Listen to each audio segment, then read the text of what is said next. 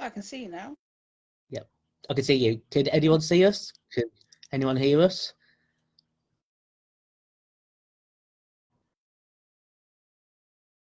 I can't see any comments or anything.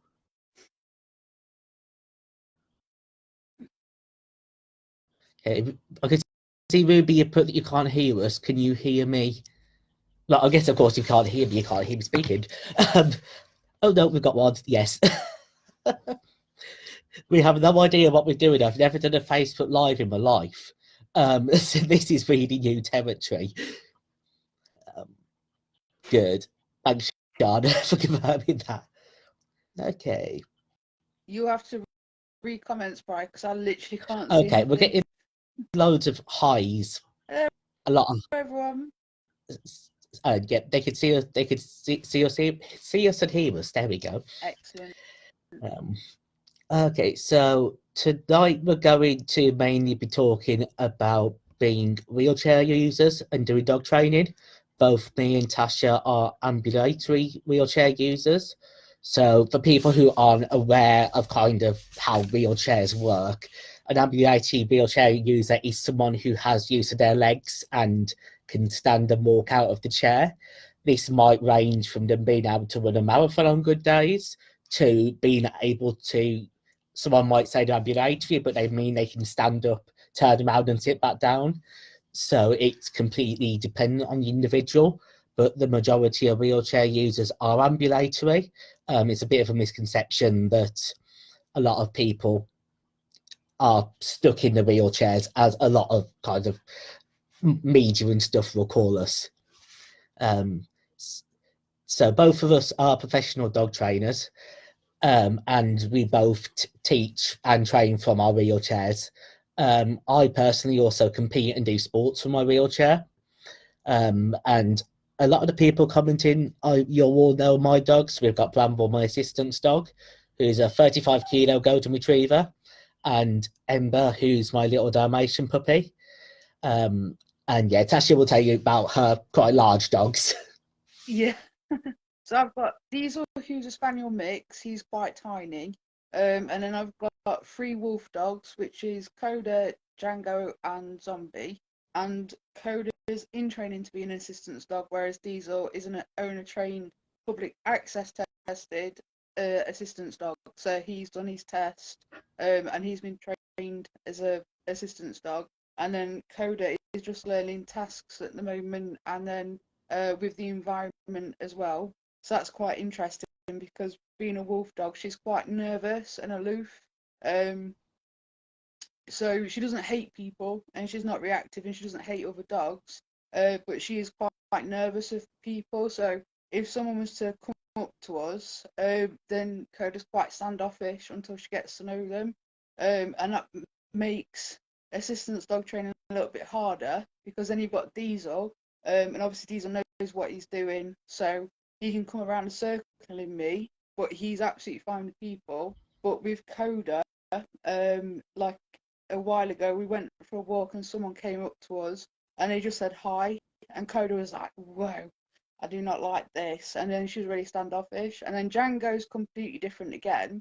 He will literally jump up people, try and knock them to the floor to lick them to death. And then Zombie, who's the youngest, he's really nervous people and other dogs. But we didn't get him until quite late in life. So he was with the breeders for quite a long time, about 4 months old, and nobody wanted him because he's the wrong colours. So that's my disclaimer. All of my wolf dogs are the wrong colours for the breed standard. That was deliberate, apart from Zombie, we had no choice with, because dark wolf dogs don't sell. So I like dark dogs, and I think black dogs are ace. Coda's lost her colouring, so she's a much lighter colour now. Django and Zombie is still very pretty much like black with the gold flecks.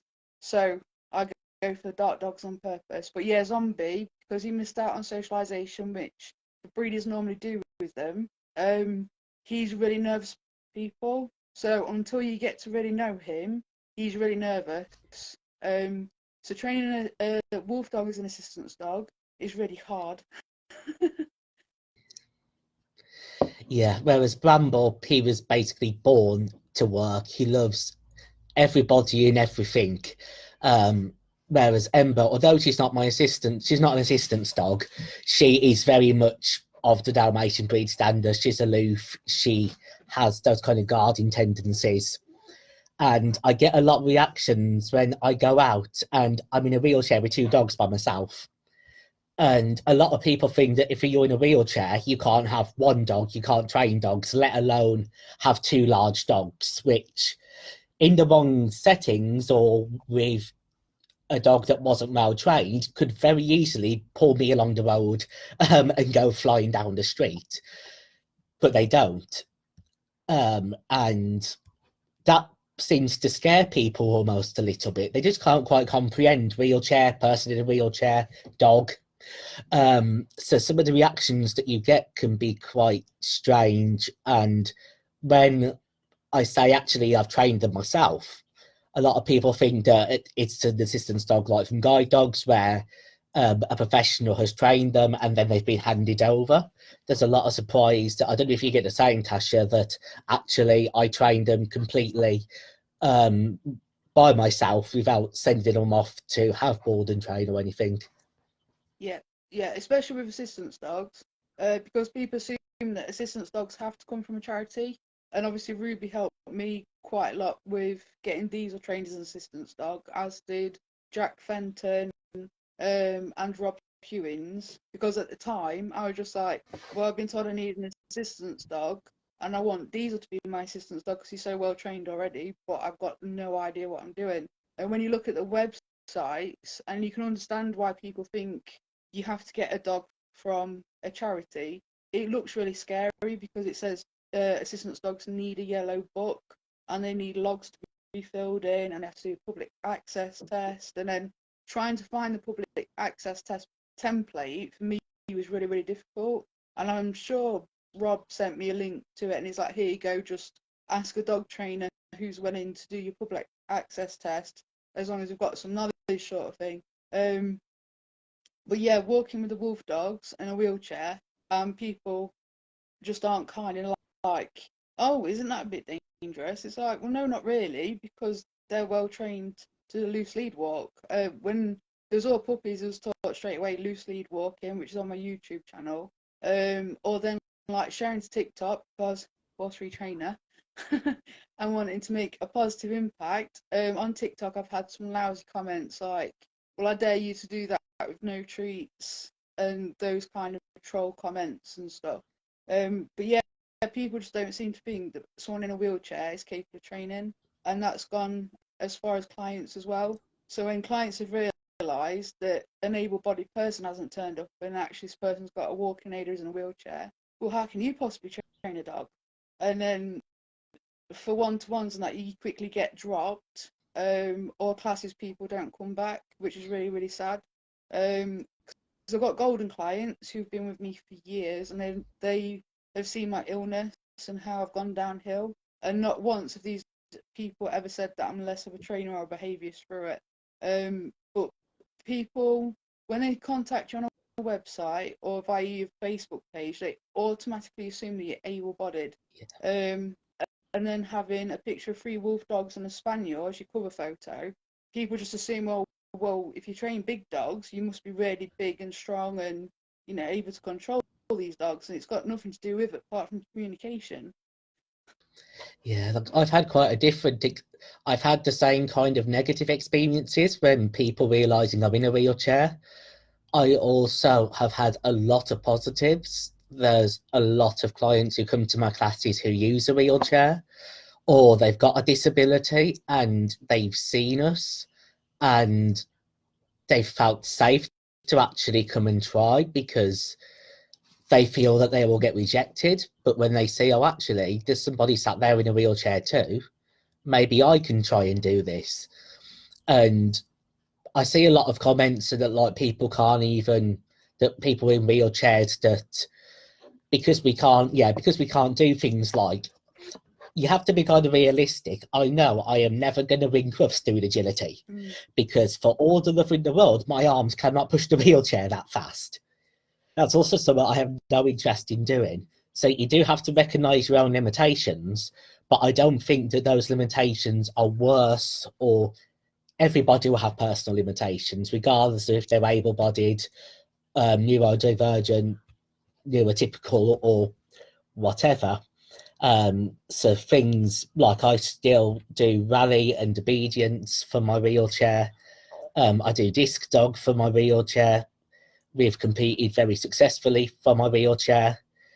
I think that there is the difference that actually, if I'm going to do this sometimes on my legs and sometimes in the chair, because I turn up to a rally competition and I don't know what my health is going to be that day. So I have to train for both eventualities. So in some ways, the work has kind of doubled, because teaching a heel walking brambles by my leg, teaching the wheel in the wheelchair, he's in line with the back wheel, not my leg. So I think there's some things where it's required more training, but I think it just makes you a more efficient trainer, because you have to communicate better and you have to work out actually how does this work, and so you're not just doing things by fluke, you become like quite meticulous. Yeah. And both of my dogs will quite happily, they just trot next to the wheelchair going down the street. Like Ember was a dog that was bred to another song alongside carriages. It's what she was born to do, basically. So I just have one of them on either side. I go on buses with both of them, which I think a lot of people, when they see someone with in a wheelchair with a dog get on the bus, I get a lot of comments. So, oh, do you want me to hold the dog? Do you want some help? And actually, I don't need any help, because I've trained Bramble to he just pops away behind me. He knows how to get on. And occasionally, even going and getting out of the car, or get the one dog out, we get the other dog out. And there are sometimes challenges I find in terms of people, those who do want to kind of question you, or they're just so intrigued that they just kind of get in the way. A bit like people are when you're out doing public access with assistance dogs, the people who want to pet the dogs, or they want to tell them how cute they are and make noises at them. The same kind of people also want to come and stand in front of your wheelchair and demand, how is this magic happening? Yeah. Yeah, that's definitely how people are. Or the other thing you get as well is being in a wheelchair. I know you experience this as well, when people speak over you. So you can be in your wheelchair speaking to somebody with a really well-behaved dog, because they're an assistance dog, or we just train them like it. Like you said, we have to do so much more training, and people speak over you. Or when you go up and say, "Hi, I'm the trainer," and the look you get, I can't even describe it. It's like being looked up and down, but worse. Yeah. Like how you a trainer. Really, that's really sad as well. I think when people are like that, or people worry about dogs around wheelchairs, but like you'll know yourself, we heavily desensitize dogs with wheelchairs, and certainly at classes, we're not kind of like rolling around like it's Formula One. We tend to stay in one place, especially if it's puppy playtime and the dogs are off the lead sort of thing. But it is sad, and I don't know if that's like people's ignorance through lack of information, because like I said, for me, there's not enough information out there for people, or if it's just some people are biased. Yeah, I think that, you go on well-known dog websites and you never see someone in a wheelchair with a dog on there. It doesn't matter how many pages you go through, it just doesn't exist. And I think and because of that, a lot of people who do use wheelchairs haven't thought, oh, actually, this is something I could do. So then the exposure's been limited even more. Like puppies, I find the puppies love wheelchairs, Yeah. because it's something they can come and run over. So normally in a puppy class, I'm just bombarded. If there's any off-lead puppies, they just want to come and get under it. But I don't know if you find the same, but I'm almost like one with the wheelchair. I'm hyper aware of where it is at all times. Yeah. I know for some people with larger electric wheelchairs that it is a bit more of a concern for them, because they're not so aware of actually wearing all the mechanical bits. But you adapt the same way as someone who walks has to learn to adapt when they're holding an umbrella. It might take a bit of skill to start with, but it becomes kind of second nature. Yeah. It's amazing how fast you can brake as well when a dog might be walking in front of your wheelchair. But Yeah, they probably don't, but you just brake automatically because you're like, oh, I can't run a paw over. yeah. And I do teach entire classes from the wheelchair. Um, and generally, if people have got that far, it's no longer an issue for them seeing me in it. And it's kind of just normal now. I turn up, I'm in a wheelchair, they turn up. Sometimes it's helpful for things like where I am doing puppy training, where the dog has a fear or anxiety about wheelchairs or bikes or something like that. Um, I also find a lot of nervous dogs respond better because you're lower down. And Exactly. as much as you try not to tower over them, sometimes we can't always be aware of exactly how we're coming across to them. Whereas when because that's all we are, we're just sat down. Yeah, It's not that like groundbreaking. We're just sat down like everyone else probably is in the class, sat on the chairs with the puppies as well at that time. exactly. Um, So I've not like, had specific wheelchair users ever come to my classes. I've had deaf people come, which has been really cool. Because then that teaches the rest of the class to be more inclusive, and we just have a good laugh. This particular client, she's just brilliant. Her sense of humour is amazing. Um, but my classes have always been different, and even before like I was using a wheelchair, I do attract a lot of older people, so older people who've got like back pains and they can't stand for long, and then they'd be getting really anxious saying, I'm really sorry, I'm gonna have to leave class because I need to sit down.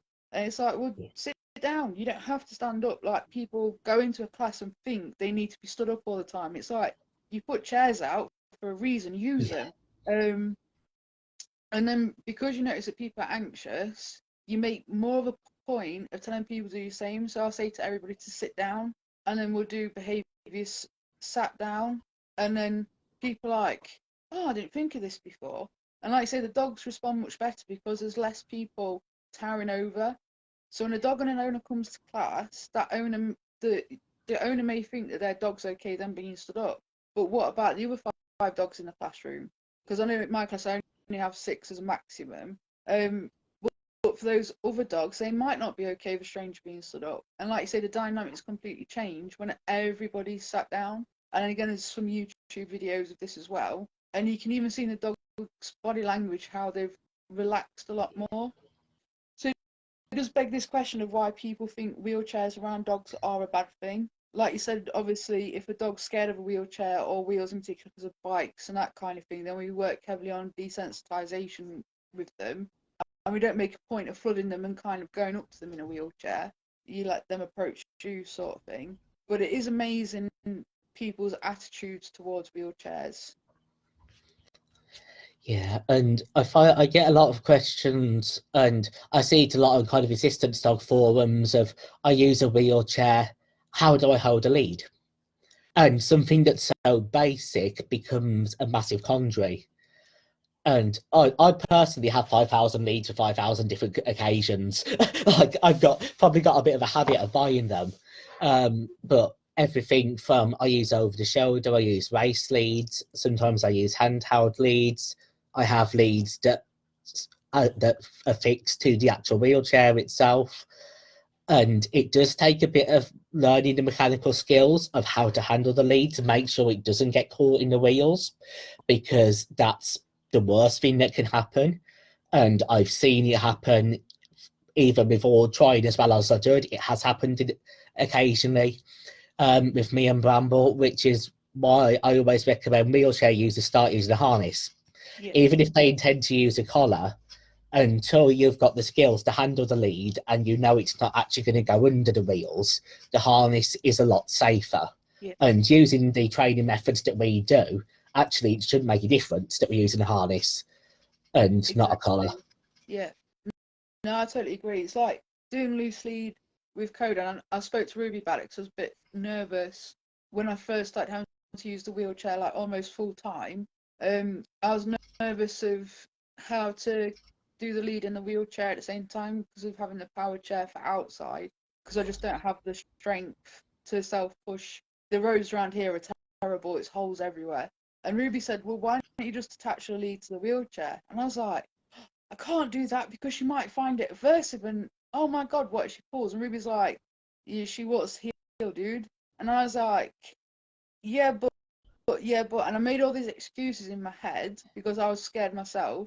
And then what we actually found when we was walking was the lead was clanking against the wheel that much because she was right by my side. And I think that's another thing that people don't realise as well until you do it and you've got like your harness and your double clip and the lead's just sat around the arm of the wheelchair loosely.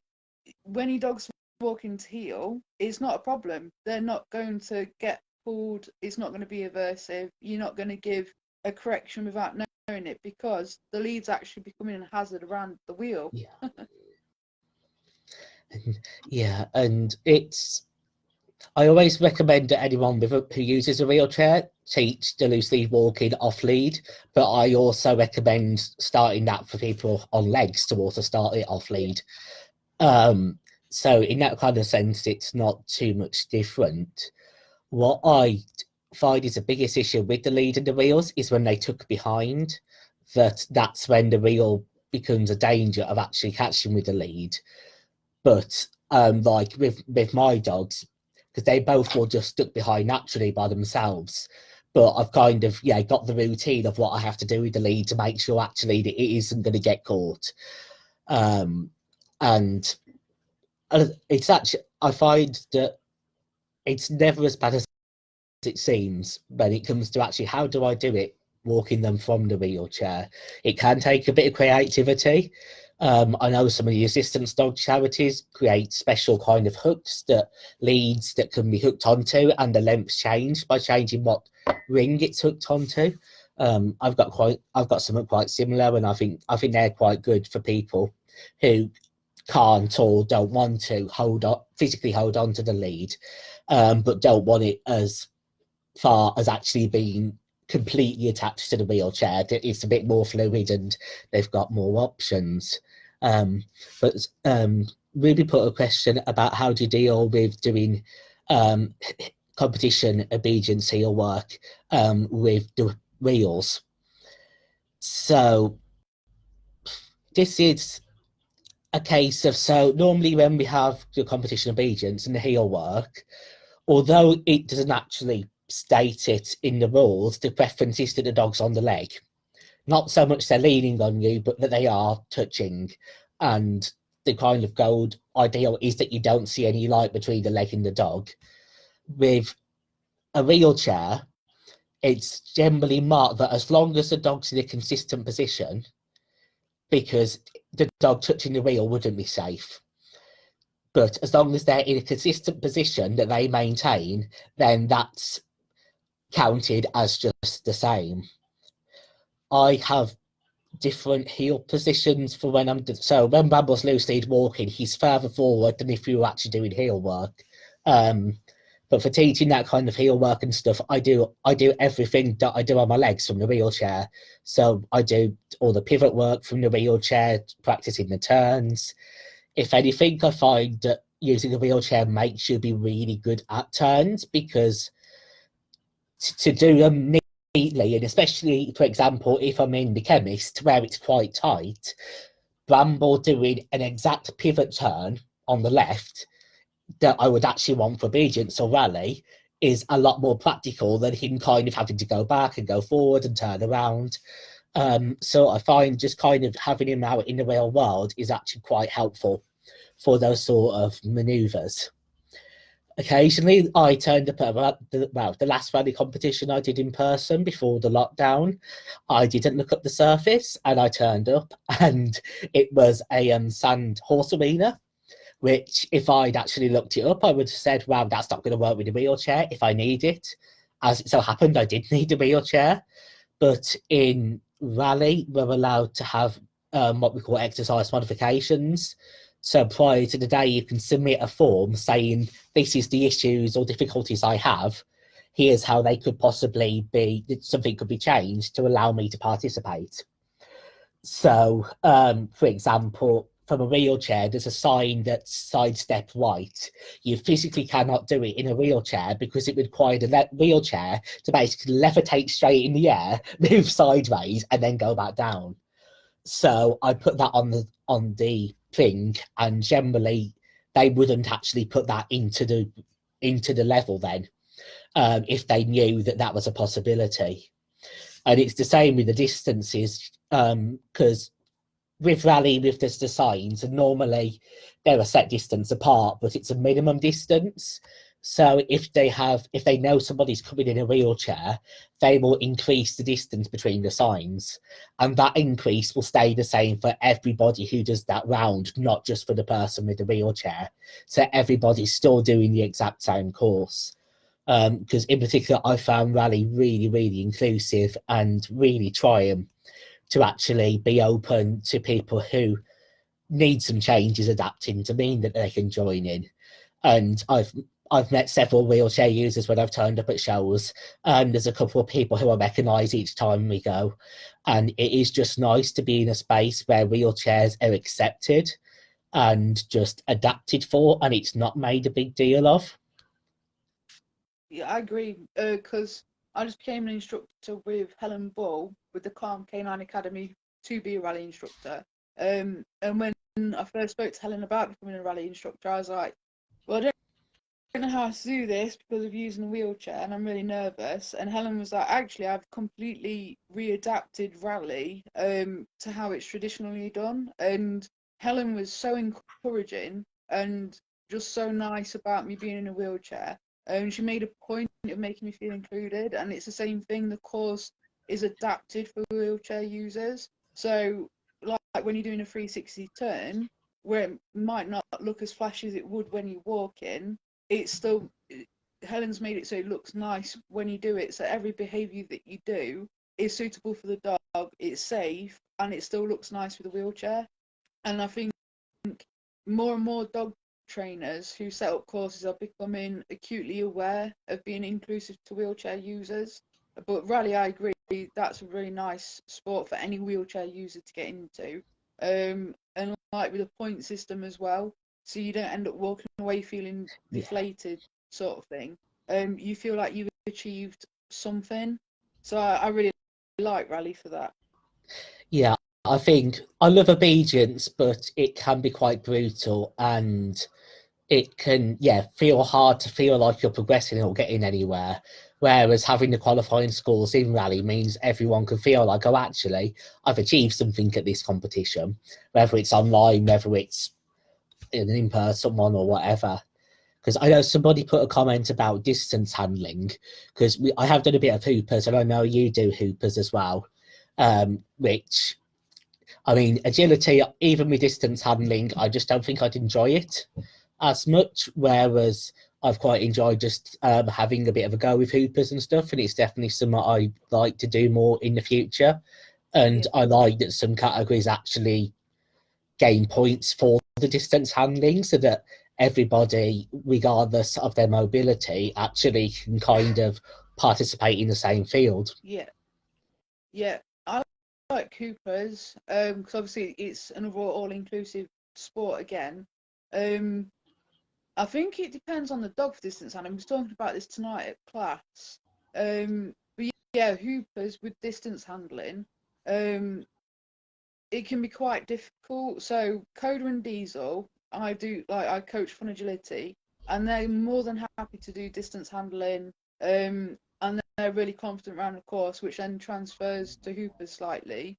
Um, but Django and Zombie hate distance handling with a passion. They're not particularly agility dogs. I think they think, what's the point of this? So they both enjoy scent work a lot more, which again, that's great for me anyway. And then the other problem that I had, thank you. The other problem that you have with Hoopers as well, or that I had, was using a wheelchair full time, and then Coda and Diesel particularly. Well, we need to stay with you because you're in that chair, and that means that we're working. So distance handling was really, really difficult. So you can do the basics where you do your pinwheel, and then you ask your other handler to kind of keep them with you with treats. Then you recall them to you. But trying to do a Hooper's course with distance handling, being in a wheelchair, is really difficult because the dogs are so used to, well, we do heel work with the wheelchair, and until you release us, then we don't go and play. And again, I've put videos up of this, so going to the park in the wheelchair and then saying to the dogs go and play, and they're like, well, no, because you're in the wheelchair. So the dogs can become conflicted through the conditioning because obviously every day you work with loose lead walking for a nice walk for them so that they can sniff, get enrichment, and so they don't get pulled, so it's not aversive. But then at the same time, transferring it to sports, the dogs are like, no, I can't do this. So distance handling helps with a wheelchair, but again, I think it's entirely on the dog because I know Yeah, some dogs do love distance handling and they're really confident with it. Sorry, that was Coda's fault. um, but then some dogs just aren't comfortable with yeah, distance handling, so I think you have to respect the individual dog. Like not all dogs like yeah. rally, or not all dogs like agility, not all dogs like scent work. So I think that's more of an individual dog thing, really. Yeah, I've had kind of the opposite that because when I got Bramble as an 8-week-old puppy, I literally that week became a full-time wheelchair user. It wasn't planned, obviously, that it was going to end up that way. So I got this little bundle of fluff come home, and I had to learn to use a wheelchair at the same time. And he actually gave me the confidence to go out because I knew he needed the socialization. He needed me to go. Whereas if I hadn't had him, I probably wouldn't have gone out because when you start to use a wheelchair, it can be so anxiety provoking how people are going to react. Am I going to get stuck?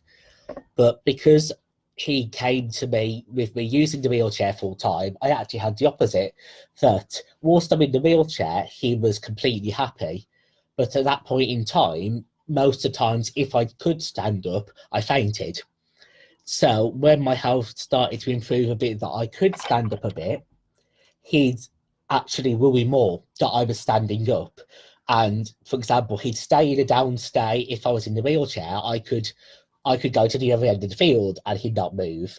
But if I stood up and moved a few meters, he'd want to come with me in case I fainted because he could alert to it naturally. Yeah, And that took time to kind of build up his confidence that actually nothing is going to happen and that actually that heart condition is managed now. So touch wood, I don't faint anymore. yeah, And so now it doesn't concern him if I'm not in the wheelchair. But another thing is that because he loved the wheelchair so much, he thought that everyone in the wheelchair was his best friend, which was, bless him, like this little puppy. And he quite quickly learned how actually I can't just get to say hello to everyone who's got crutches or wheelchair. But he just loved mobility aids so much because he was so conditioned with such a positive emotional response to the extent that when we went to a wheelchair shop, it was like we'd gone to like Disneyland or something because there were wheelchairs everywhere and he was so happy.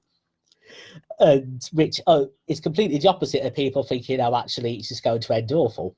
yeah, That it comes down to conditioning, comes down to us doing the correct management. yeah, And I think for me, the big thing about the wheelchair when I couldn't stand was I had the fear of recall going wrong. Because if he ran off up a hill off into the sunset, there was no way of me going after him.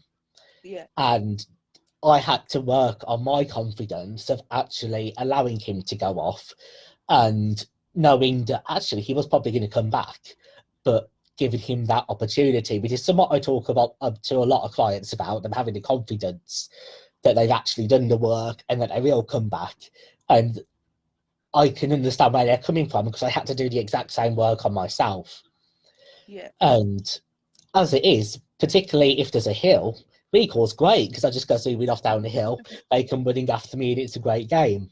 Oh, But I oh, think it is one of those things that it takes you really kind of have to work on yourself a bit more if you're someone who is more predisposed to being anxious. yeah. That, that's me. I've fought against being in a wheelchair for years. So they kept saying you need to be in a wheelchair or you need to quit work. And I was so stubborn. It's probably why I've made more of a mess, because I'd rather cling to walls and a walking aid than get into a wheelchair. And that was because of my anxiety. So I made a rod for my own back because the idea of being in a wheelchair is too much. And at the time, I didn't feel I had anyone to speak to really. I didn't know you very well back then. I'm not the kind of person that just reaches out to people on Facebook. It's like, oh, hi. But yeah, I really struggled. And it was only like the last few months where I kept having falls that then I needed to accept being in a wheelchair. But for me, I wasn't nearly as brave as you, and it's been like grieving the loss of a life. So Yeah. from going from doing martial arts and like basically parkour, breaking into places and doing urban exploring and that kind of thing, and running 10Ks and half marathons and being in part of running club to suddenly like, great, so I'm in a wheelchair and I don't know anybody else who's in a wheelchair, so I don't know anyone else's experiences apart from Google. And as you said, the forums aren't very nice anyway. Um, and then it just feels like you're alone. And then because, like you said, with walking, you train the dogs to do X, Y, Z, and then you thinking, so how do I transfer this to a wheelchair? And like you said, you could do the recoil from a wheelchair and your distance handling, and for me, it's the other way around. So if I was on my legs and my dogs are okay, and they're like, oh yeah, we can do recoil, and yep, I'm quite happy to stay here, and she walk off, and she recall us when she's ready, or we're doing an emergency stop. But then the wheelchair means that they're at my side all the time. So I did a birthday cake for them yesterday and the day before, and we did a video, and Zombie's literally under my wheelchair, Coda's at the side, Django's behind me, and then Diesel took somewhere else. So wherever I go in a wheelchair, even in the house, they're like magnets, they're everywhere. Yeah. Or if I go to the toilet, and then Coda will literally lay and do a settle under the wheelchair while I'm just on the toilet. So they see the wheelchair as a point of concern. Yeah. So it's like if my partner was to do recall with them or to do a stay and then you walk away, then they're like, oh yeah, that's fine. But if I do it in the wheelchair, it's no good. So like I was doing rally with Zombie for Helen's coursework, and I asked my assistant to hold Zombie's lead. It was the end of the world, and people was looking at us in the park because you'd think that the poor thing was being battered. Yeah. He was screaming bloody murder, and I must have been 5 meters away. So all I'd done was literally reverse back in the wheelchair, and the idea that I'd gone from him was the end of the world. Whereas if I'd probably been stood, he would have been absolutely fine with it because Yeah. that's what he's associated with. So you don't just go through emotions for yourself being in a wheelchair, it's how it affects your dogs as well, or it was for me. And seeing Zombie so upset bothered me. And Yeah. we tried to make it a joke out of it, but it's not always so easy. And like when clients do drop you, sorry. You're doing good. You're doing good. Wouldn't get emotional. But yeah, when clients do drop you, it kind of stings because you look at your reviews and then people say, oh, you're so good. And Ruby, because I know Ruby's picked me up quite a lot over the past few months. But when clients drop you, it hurts. And then the negative impact on your own dogs as well. So you go from feeling, because I've always felt like an inadequate trainer. Ruby knows this. Ruby's always picked me up, but it's different when someone's saying to you like you're amazing. I can say to you you're amazing. I heartfelt mean it. But when someone says it to me, I really struggle to Yeah. I'm the accept it. Then same. yeah, and then being in a wheelchair and your own dogs are struggling like mentally, that really really bothers me. Um, and like I say with clients as well, when not everybody, because some clients been absolutely amazing, so supportive, and just keep reaching out just for the sake of reaching out. But again, why should we change our cover photos or our profile pictures to say that we're in a Yeah. wheelchair? because it should be based on our brains, not on what we can do mobility wise. So yeah. Yeah, I'm very open about my disabilities because that's how I cope with them. And I'm very open about the fact I'm autistic, and actually my communication is a little bit different. And I'm kind of lucky that because I'm an assistance dog trainer and Darwin Dogs happens to be located also where I am, that there's a big crossover between clients who are with Darwin and who are coming to all my kind of normal classes and stuff as well.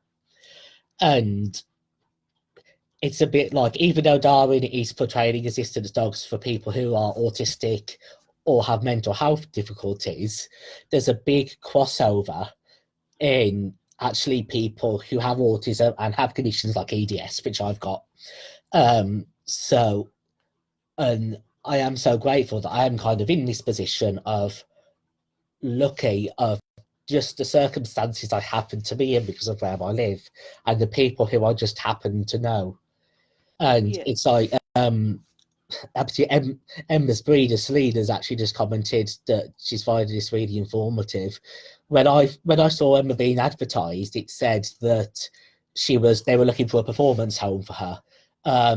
And when I sent the email, and I did have in my head of what if they see the wheelchair or they see the walking stick, and that's it. What if that is the thing? And that terrified me, and I was so scared of emailing just in case that happened. And as it is, it's the complete opposite. Ember's breeder's brilliant and doesn't think any less of me for the wheelchair or anything like that. But you do become scared, and it does hurt when it kind of backfires because you're just trying to live and you're just trying to be the best you can be. And I Yeah. think wheelchairs come with an extra bucket of imposter syndrome Yeah. that, like, us, we're both very prone to it, but then the wheelchair has put another whole load of it on top of that, even because so much of the world is telling you you can't be a trainer, you can't be a good trainer, you can't be a bad trainer, even you just can't do it, you can't do all these things. And then, yeah, it leaves you incredibly conflicted and not quite knowing Yeah. I what to mean, do. Or yeah. I mean, with clients, because I was fighting against a wheelchair, it got really stupid. So I was too afraid to say to dog owners that I can't walk miles and miles. So I found that I was walking like 10 miles in one single one-to-one session, and then coming home crying my eyes out because I couldn't stand, couldn't sit, couldn't lie down or anything. I was just in complete and utter pain. And we both said about the healthcare system, what it's like. And it's that fear, and I think I had that fear as well. And this is no slur on my dog's breeders at all, because they're amazing people. But like yourself, Ember, I was terrified that once they found out, like being wheelchair bound, that it was going to say, well, it's not appropriate for you to have them anymore, so they need to come back to us. yeah, Even though Jamie says so, logically, someone might say, well, that makes absolutely no sense because we see your videos daily of what you do with your dogs, but emotionally, you don't think like that. I mean, yeah, and they're so supportive and they're lovely, and they've been really, really nice, and they've never once said that they want the dogs back. But it was in the back of my mind to begin with, and it's terrifying. Because obviously I've got a good friendship yeah, with them as well. But I signed a contract when I got them. If anything happened or if I couldn't keep them anymore, they'd have to go back to the breeders, and that's what I was afraid of, that the decision will be taken out of my hands. And I think, like we've said before privately as well, I think rescues have something to do with this, because, like, my best friend's dad, who applied to rescue, they was absolutely fine with it. He turned up, they saw the wheelchair, and they said no, he couldn't have the dog. The dog was elderly as well, and he would have been the perfect home. And then my granddad, the same thing, applied. Yep, you come and meet the dog, and then see that he's also in a wheelchair. And both of these events at Christmas happening, and then both reaching out to me and telling me about it. I think that's what added to my anxiety as yeah, well. So there must be something wrong with people in wheelchairs to have a dog. For two rescues in different parts of the country, both turned down very capable, loving homes to some metal and wheels, because that's what it comes down to, basically. And it's yeah, and there is so much discrimination against people with disabilities in any format, and I've had my fair share as well, and it makes you doubt yourself even more. And even though I can look at Bramble and I can think of all the marvelous things he can do, but still somewhere in my head it's like, but it's not you. It can't be you, because you've got all these things, and society is saying that actually those things don't go together. And even though part of my brain knows that's not true, it just becomes hard to believe it. Yeah. Even though I'd never say that to a client who turned up in a wheelchair, I believe they're the most capable. If they want to go to the park by themselves, they can go to the park by themselves. If they want to get to Crufts, we'll get them to Crufts. But I can't believe it in myself still. Yeah, exactly. Because we do anything for clients, we move the world for them just so that they have a really nice relationship with their dog. But when it comes to yourself and that's it, you just absolutely crumble. And you can't explain to people because, like we said earlier, um, people may think they have the right intentions in what they say, but it can come across as ableist. Um, and something compassionate quickly becomes a really painful thing to hear. Like people say, "Well, yeah, have a good day eventually," or "You just need to adapt to it," and you Yeah. can't. As nice as people are trying to be, it's not that simple. Yeah. It's like, I've got a genetic condition. It's never going to be going anywhere.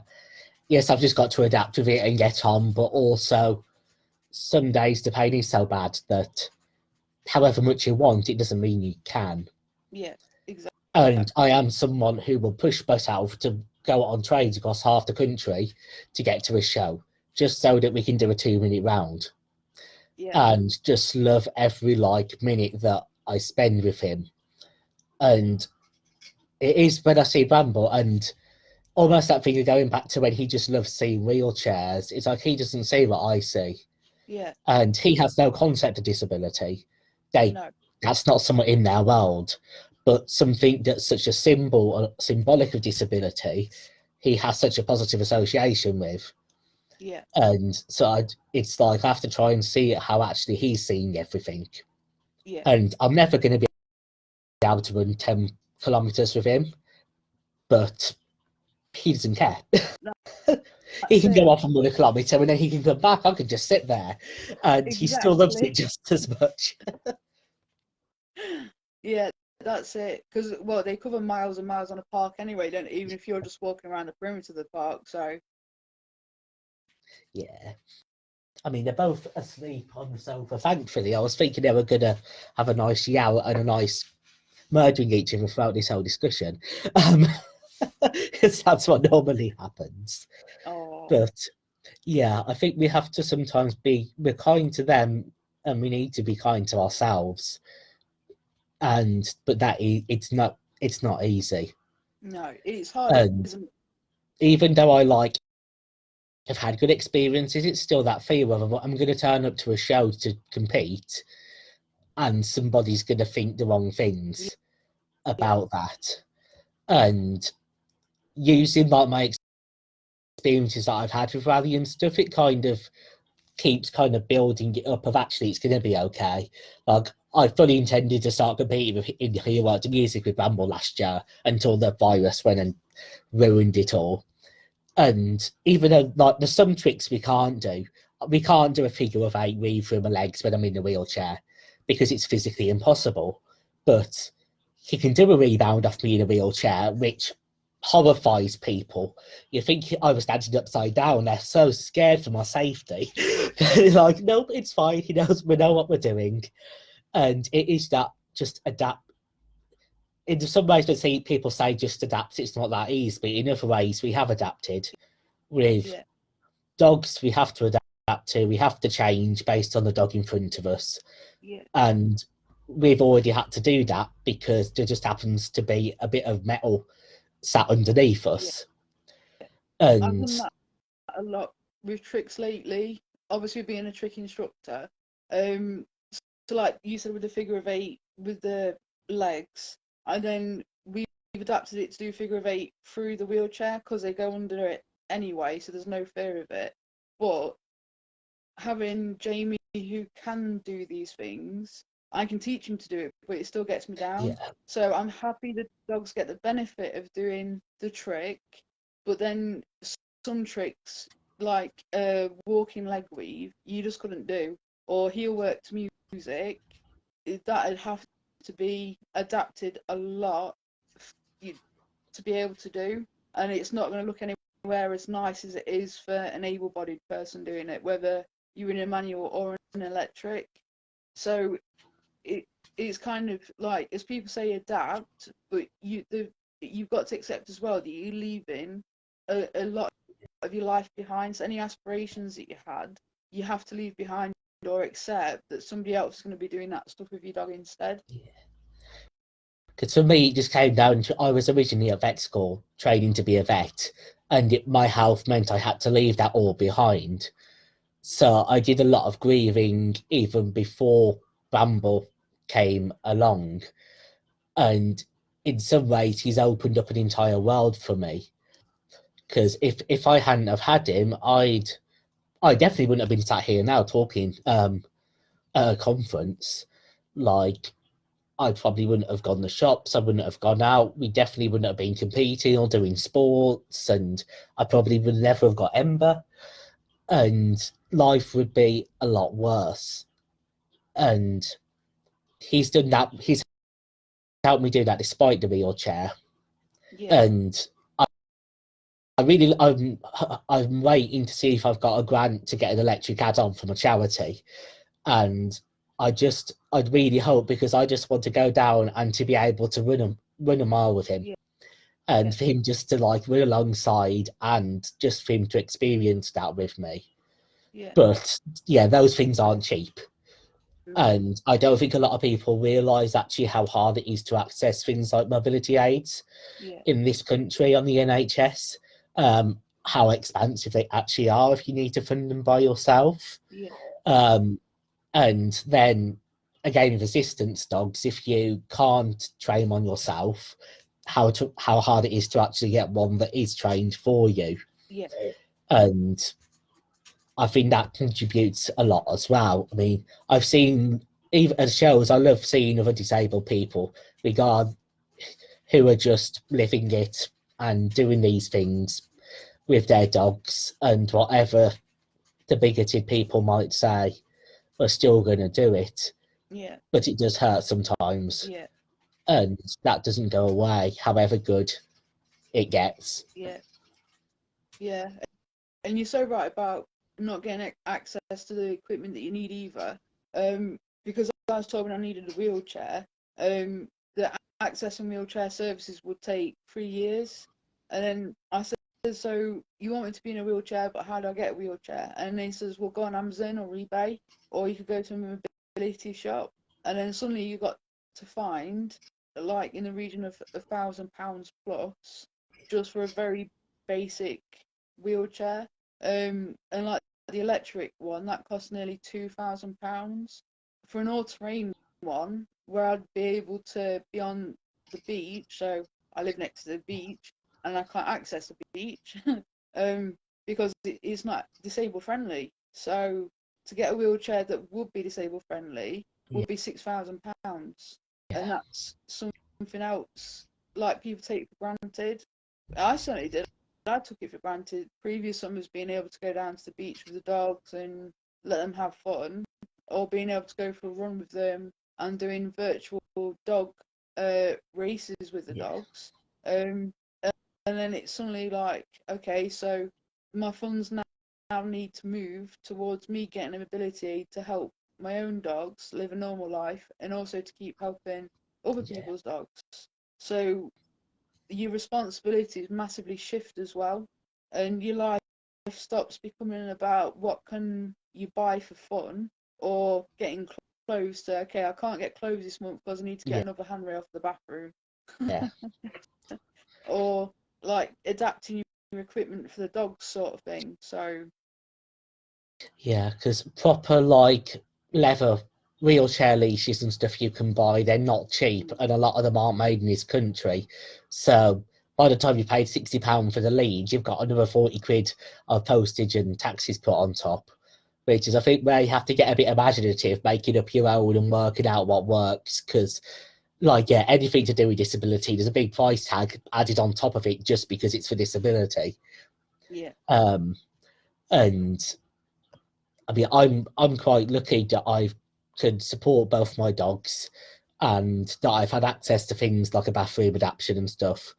Um, and but not everybody has access to that. And I'd like to think that if anyone does use a wheelchair and they have got a dog, they'd feel able to reach out and say, actually, I'm financially limited, but what can I do? yeah, And even if it's providing some tips to give somebody the confidence to go out and be able to go to park by themselves with their dog in the wheelchair. yeah, Like, I think that's where online forums like this become really important because, like you said, when it's just you and Dr. Google, it can be very isolating. But when you realise there's actually a whole community of us out there, we're just kind of hidden away a little bit. It's a lot less lonely. yeah.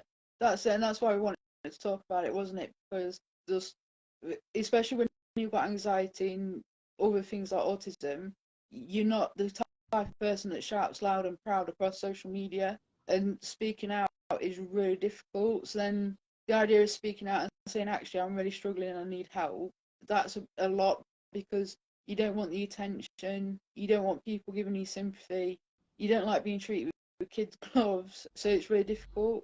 But the more that we talk about it, and the more that we raise awareness, other people won't be in the situation that I was in. Yeah, And it shouldn't take a virtual conference to speak out about it. It's an amazing idea, but in an ideal world, it shouldn't take this. It should be standard practice. But I think society just has a long, long way to go of being more inclusive. yeah. Overall, and I think a lot of that has to come from people who don't have disabilities to use that privilege to actually, if they see somebody being talked down to because they use a wheelchair or being ignored or people acting and not treating them like they would any other adult. I think just like somebody, if they actually just spoke out and said, actually, that's not that's not the correct thing to say, or that's not how the right way to treat people. And it seems like a little thing, but even just that one little bit of speaking out, and especially in a dog world where so many people are connected, just that one little bit of speaking out could actually make quite big waves. Absolutely, it's huge. Because especially like having the chronic fatigue conditions that we've got with pain, sometimes social media is too much. So when people are aware, and like I've had a really rough time recently, and you just get an inbox, not expecting a conversation, but just hi, how are you, checking in, sort of thing. That makes a big difference to how you feel emotionally. So you do know that your friends understand and they get it, even if you never met them in real life, but they care enough to just reach out and they don't expect anything back. And I think that's a big thing as well, just checking in on people. Yeah, yeah, we can all, especially at the moment where there are no dog shows and there's no competitions and there's no training classes to go to. That just little bit of checking in, because we all check in on our dogs, but not so much ourselves. We do anything for our dogs, but doing it for us as humans is a bit different. Okay, so it's just coming up to 10 o'clock, so I'm going to hopefully not delete this and save it how it needs to be saved. Um, but I hope that everyone found that helpful and informative. And if you do have any questions or you do want to signpost anyone towards us, well, drop our links in the comments after this is all saved and uploaded. And yeah, thank you for coming and listening to us, because we were both terrified. We're both being terrified of this all afternoon. Been absolutely dreading it, haven't we? Well, no, thank you, everybody. And seriously, if anyone's struggling, then please do reach out rather than reading Google, because it's a dark place and it's not somewhere you want to be, especially if you're not in a relationship with someone or you don't have extended family. Then please reach out, because we will listen and we will talk. And there is a community of people out there that will help you through it. Yeah. So, yeah. So I'm just gonna hopefully do this right. But yeah, thank you all, and I hope you all enjoy the rest of the talks. Thank you.